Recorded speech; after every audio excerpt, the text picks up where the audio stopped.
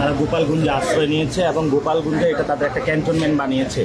আমরা বারবার এই সরকারকে বলেছি দ্রুত গতিতে যে একটা অপারেশন শুরু হয়েছিল তারা কিন্তু গোপালগঞ্জে অপারেশনটা চালায় না। এখানে ছাত্রলীগ, যুবলীগ, আওয়ামী লীগ সব লোক এখানে বাংলাদেশ থেকে সন্ত্রাসীরা আশ্রয় নিয়েছে। তারা আমাদের উপর সকাল থেকে মুহুর্মুহু হামলা করেছে। আমরা সব বাধা অতিক্রম করে এখানে উপস্থিত হয়েছি, কিন্তু আমরা এখন দেখতে পাচ্ছি গ্রাম থেকে সবাই লাঠি সোঁটা নিয়ে, ইট পাটকেল নিয়ে সবাই এখানে এসেছে এবং আমরা একটা জায়গা অবরুদ্ধ হয়েছি। দেশবাসীকে আমরা আহ্বান জানাচ্ছি ও সরকারকে আহ্বান জানাচ্ছি যে গোপালগঞ্জের সন্ত্রাসীদের আস্তানা আপনারা ভেঙে দিন, গোপালগঞ্জবাসীকে এই সন্ত্রাসীদের আস্তানা থেকে আপনারা মুক্ত করেন। যদি এখানে আপনারা কিছু না করতে পারেন আমরা লড়াই সংগ্রাম শুরু করবো এবং এখান থেকে আমাদের যুদ্ধ ঘোষণা শুরু করবো আমরা। তুমি আসো।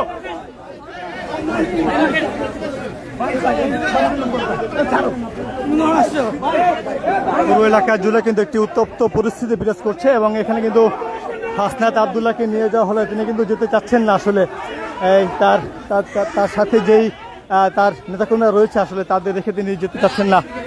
তিনি কিন্তু তাই কিন্তু নিয়ে যাওয়া হয়েছে এবং এই মুহূর্তে পুলিশ সুপারের কার্যালয়ে সেখানে নিরাপদ আশ্রয়স্থলে সেখানে কিন্তু নিয়ে আসা হয়েছে এবং এই নিরাপদ আশ্রয়স্থলও কিন্তু কিছুক্ষণ আগে কিন্তু সন্ত্রাস সংগঠন হামলা করেছে।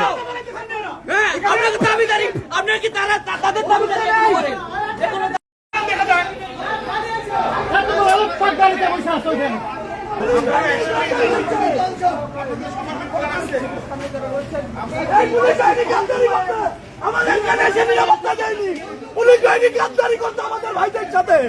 এই পুলিশ বাহিনী ভেঙে দিতে হবে। আওয়ামী লীগের দোষর, আমাদের নিরাপত্তা দেয়নি, আমাদের নিরাপত্তা ভাবে এই পরিকল্পনা করছে, আমাদের পরিকল্পিত ভাবে এটা করতে পাই। আমরা দেশবাসীর কাছে এই পুলিশ বাহিনীর বিচার চাই। দেখছেন এনসি